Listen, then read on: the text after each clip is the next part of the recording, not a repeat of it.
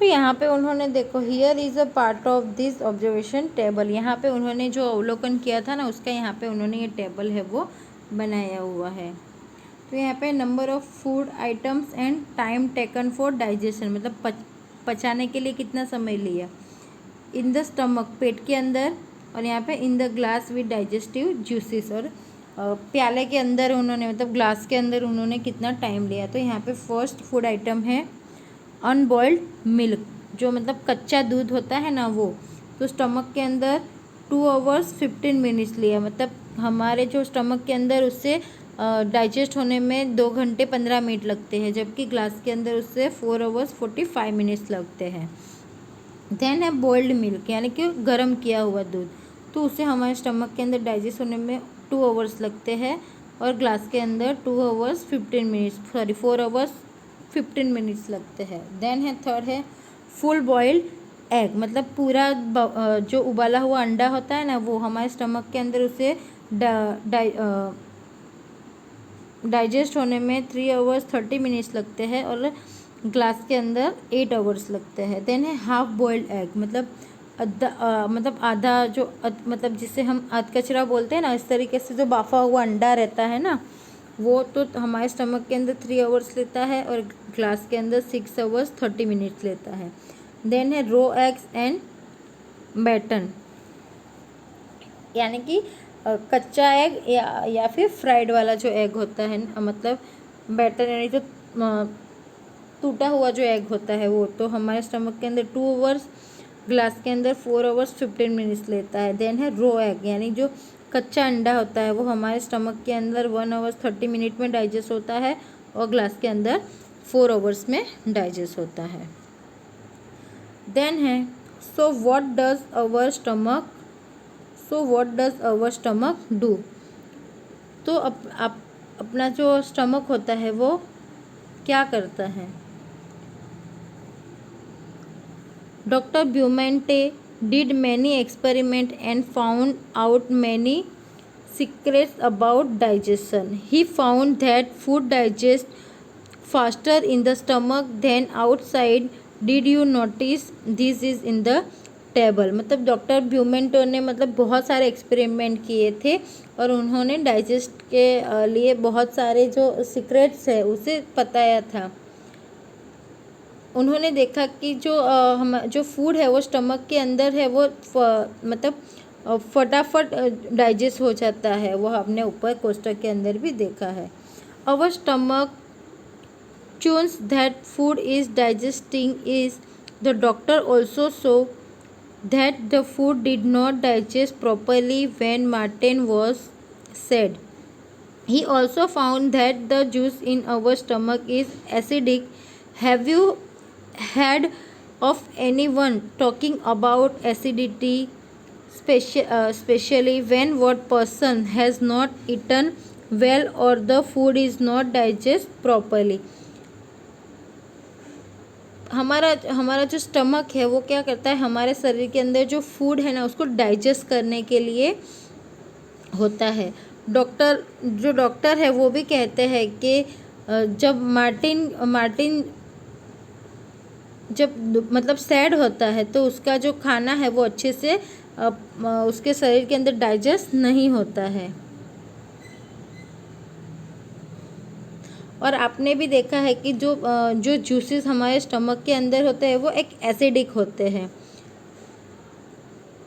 क्या आपने कभी किसी को एसिडिटी हुई है, ऐसी बात किसी की सुनी है? ज़्यादातर करके ऐसे लोगों को ये प्रॉब्लम होती है एसिडिटी की, जो या तो फिर उन्होंने अच्छे से खाना ना खाया हो, या फिर उनका जो खाना है वो अच्छे से डाइजेस्ट नहीं हुआ हो। Doctor Beaumont experiment became famous across the world. Doctor Beaumont's है, उनके जो भी एक्सपेरिमेंट थे वो पूरे विश्व के अंदर फेमस हो गए थे। After this many scientist did many such experiment. what did you say? No, they did not shoot people in the stomach, nor did they wait for a patient with a hole in the stomach. They used other scientific ways to look inside our bodies. Did you like the story of Martin, or should we say the story of our own stomach? Anita Rampal, चकमक, अगस्त 1985। मतलब जो doctor ब्यूमन थे उनके ये जो है सारे एक्सपेरिमेंट थे वो पूरे विश्व के अंदर फेमस हो गए थे। उसके बाद है मतलब और वैज्ञानिक थे, उन्होंने बहुत सारे प्रयोग किए थे। आप क्या कहते हो? तो उसके बाद जो डॉक्टर्स थे उन्होंने ना तो लोगों के पेट में गोली मारकर उसमें छेद किया था, बल्कि दर्दी को राहत मिले इस तरीके से वो अलग अलग रास्ते वो अपनाते हैं। तो क्या आपको यहाँ पे जो ये मार्टिन की जो स्टोरी थी वो अच्छी लगी, या फिर हम ऐसे भी कह सकते हैं कि यहाँ पे हमारे जो हमारे स्टमक से रिलेटेड जो स्टोरी थी वो आपको अच्छी लगी। इसको लिखा था अनीता रामपाल ने, चकमक, अगस्त 1985 में। देन नेक्स्ट है थिंक एंड डिस्कस, सोचो और कहो। Imagine if you had been in place of doctor Beaumont, what experiment would you have done to find out the secret of our stomach? Write about your experiment. आप मतलब अनुमान करो कि doctor ब्यूमंट की जगह पे अगर आप होते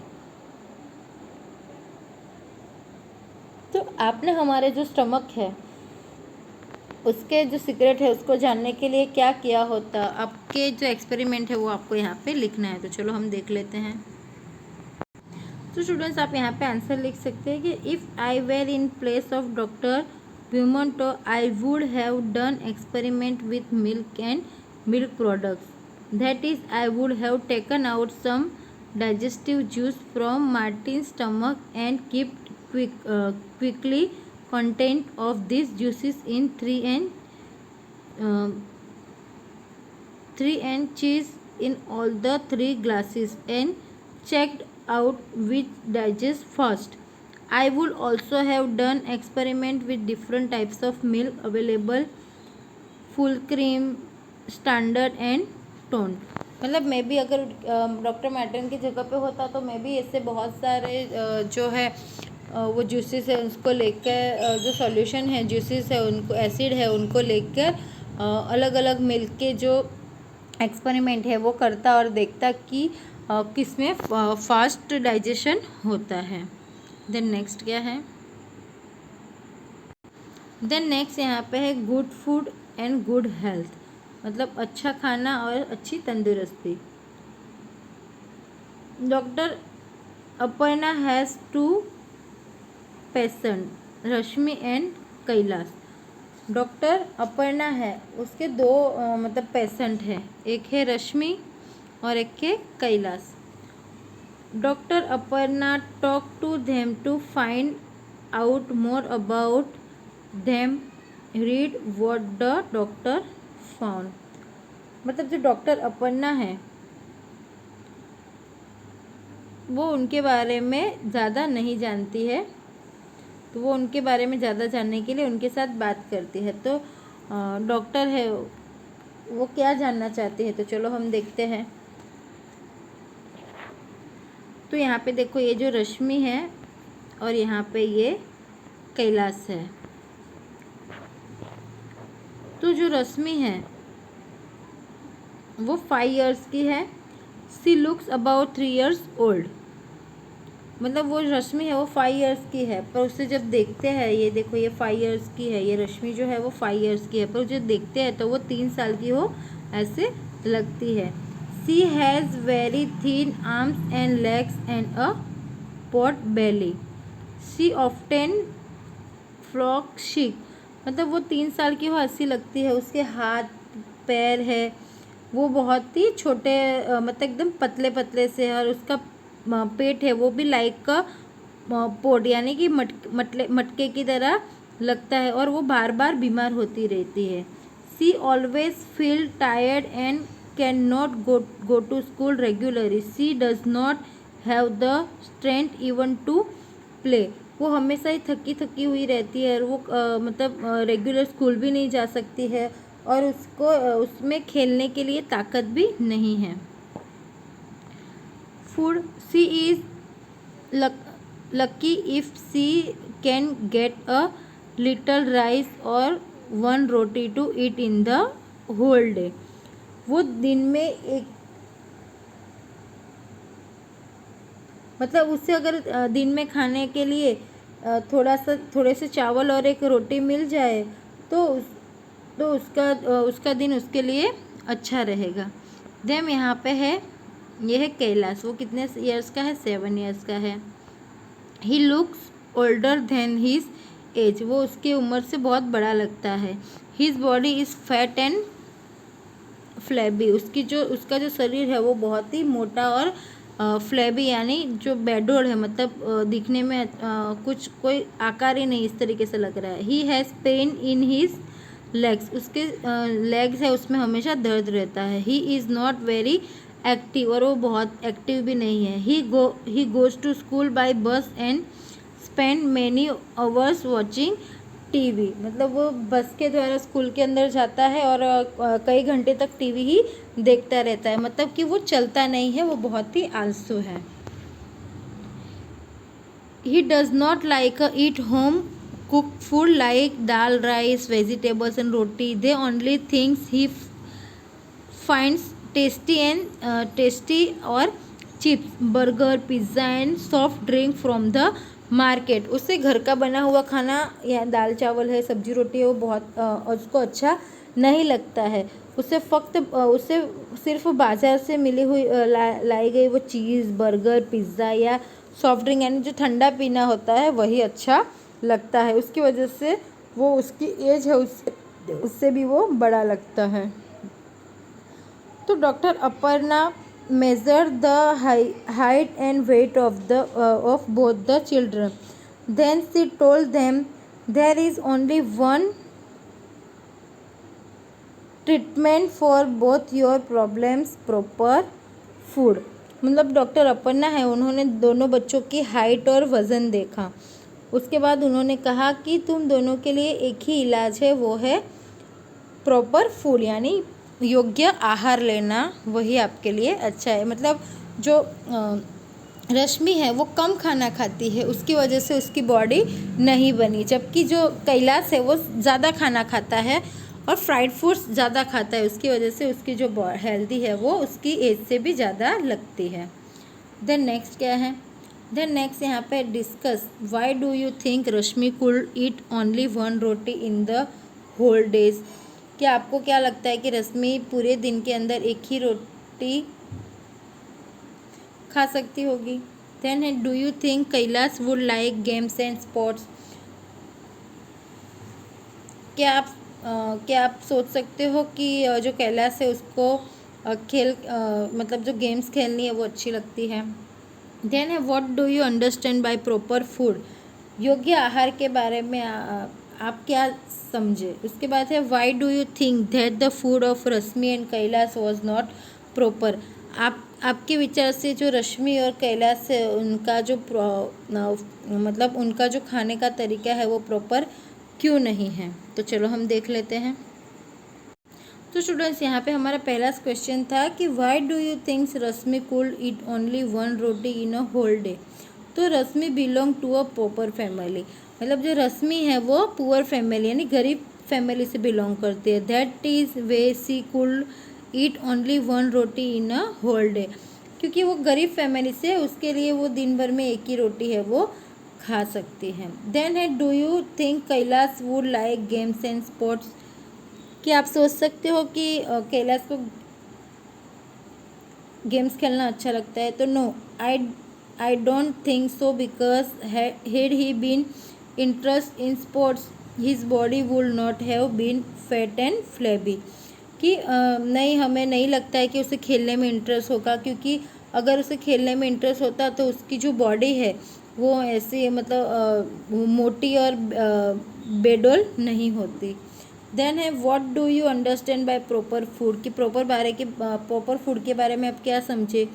तो proper food means adequate and nutrients food according to one's body requirement.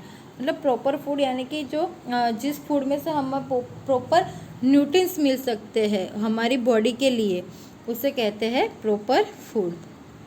Then है Y do you think that the food of Rashmi and Kailash was not proper. क्या आप किस तरीके से कह सकते हो कि रश्मि और जो कैलाश है उसका जो फूड है वो प्रॉपर नहीं है। तो on one hand Rashmi is not getting a adequate quantity of food. On the other, Kailash is taking much more food than his requirement.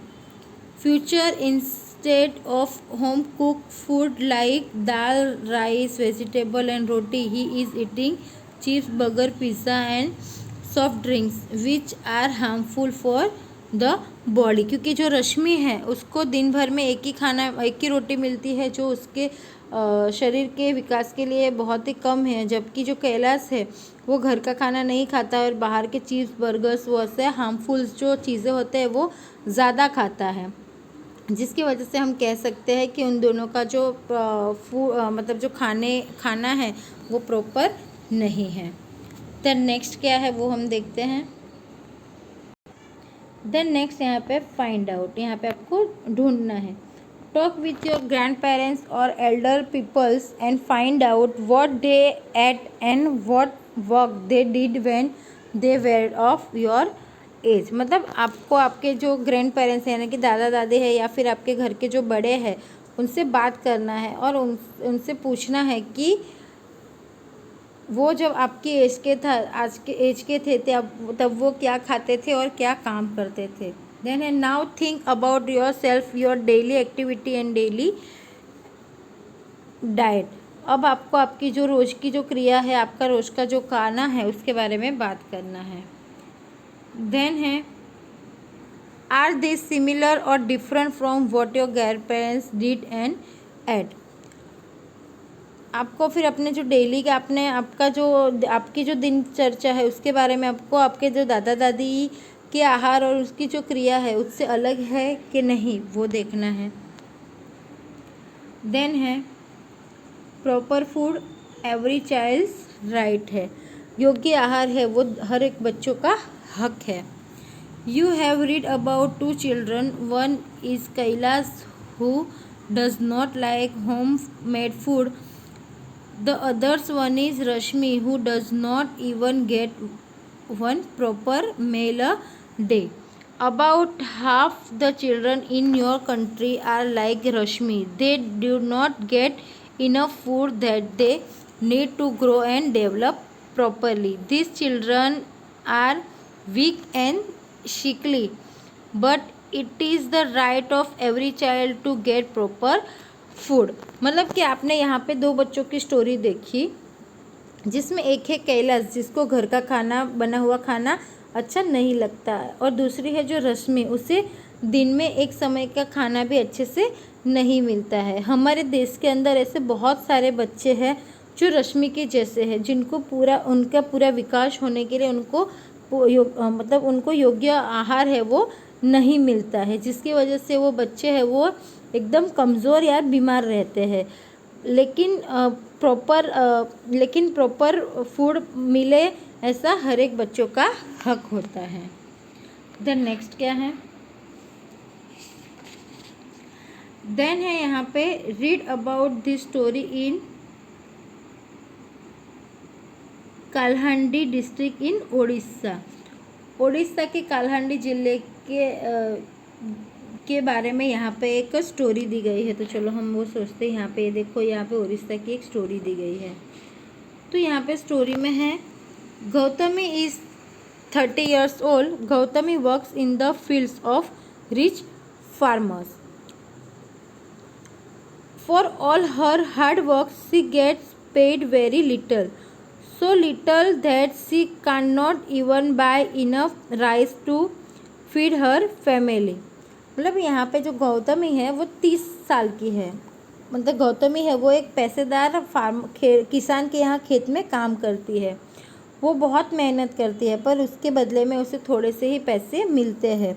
वो पैसे इतने कम होते हैं कि उससे वो अपने फैमिली के लिए खाना बना सके, उतने चावल भी वो नहीं खरीद सकती है। Some months she does not get any work at all. Then she has to eat leaves and roots from the jungles. Gautami's children are weak with hunger and always sick. Few years ago, her husband died for hunger. मतलब थोड़े महीनों तक कोई काम नहीं था, तो उस समय वो क्या करती, जंगल से जो पत्ते और उसके जो रूट्स होते हैं ना, मूल होते हैं, वो खाना पड़ता है उन लोगों को। और जो गौतमी के बच्चे हैं वो भूख की वजह से, मतलब ज़्यादा भूख लगती थी उनकी वजह से, वो एकदम कमज़ोर और बीमार रहने लगे। और थोड़े साल पहले ही उनके जो हस्बैंड है उसको खाने की, मतलब भूखमरी की वजह से उनकी जो है वो डेथ हो जाती है, मतलब उन्हें खाना नहीं मिलता है, उसकी वजह से उनकी डेथ हो जाती है। देन है most rice grow in Kalahandi district. Rice is even sent to other state from here. Many times the rice that keeps laying in the godowns gets spoiled. In the some Kalhandi there are many poor peoples like Gautami. Why do people die of hunger in such a place? मतलब कालहंडी ज़िले में सबसे ज़्यादा जो जगह है उसके अंदर जो चावल राइस होते हैं ना, वो होते हैं। यहाँ से जो चावल है वो यहाँ से दूसरे देश में ले जाया जाता है। कभी कभी तो गोडाउन में रखे जो चावल की बोरियाँ होती है ना, वो बिगड़ जाती है। तो कालहंडी में गौतमी जैसे बहुत सारे गरीब लोग हैं, तो जहाँ पे इस तरीके से सबसे ज़्यादा चावल होते हैं, तो ऐसी जगह पे लोग हैं वो भूख की वजह से क्यों मर जाते हैं। देन यहाँ पे है थिंक एंड डिस्कस, सोचो और उस पर चर्चा करो। Do you know any child who does not get enough to eat in the whole day? What are the reason for this? कि आप ऐसे किसी बच्चे के बारे में जानते हो कि जिसे दिन में पूरता खाना नहीं मिलता है, तो ऐसा क्यों हो जाता है? तो जैसे गौतमी की तरह ही और रश्मि की तरह जो पुअर चाइल्ड्स होते हैं, पुअर फैमिली के जो बच्चे हैं, उनको दिन भर में भी उनका जो प्रॉपर खाना है वो उन्हें नहीं मिलता है। देन उसके बाद है have you ever seen a godown where a lot of grain has been stored where?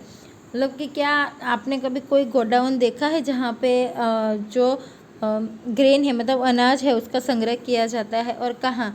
तो अगर आप यहाँ पे आप कहाँ कोई ग्रोसरी स्टोर पे आप जाते हो, तो वहाँ पे आपको ऐसे इस तरीके से अनाज के जो गोडाउन है वो देखने को मिलता है। देन यहाँ पे है व्हाट वी हैव लर्न, आपने क्या सीखा?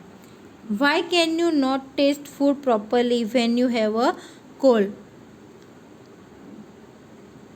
कि जब आपको जो सर्दी होती है ना, तब आपको कोल्ड यानी कि जो सर्दी होती है, तब आप खाने का जो टेस्ट है वो आपको अच्छे से क्यों नहीं पता चलता है? क्योंकि सर्दी होती है ना, तो हमारे जो टंग के जो सलाइवा होते हैं ना, उसमें जो उसके अंदर हमें खाना जो है वो अच्छे से पता नहीं चलता है, जिसकी वजह से सर्दी में हमें जो खाना है उसका टेस्ट पता नहीं चलता है। देन है If we were to say that digestion began in the mouth, how will you explain this, right? हम कहते हैं ना कि पाचन की शुरुआत है वो मुंह से होती है, तो किस तरीके से वो आपको समझाना है। तो स्टूडेंट्स, इसी के साथ हमारा जो चैप्टर नंबर 3 है फ्रॉम टेस्टिंग टू डाइजेस्टिंग, वो यहाँ पे फिनिश होता है। अब हम मिलेंगे नेक्स्ट चैप्टर के साथ, तब तक के लिए बाय, टेक केयर।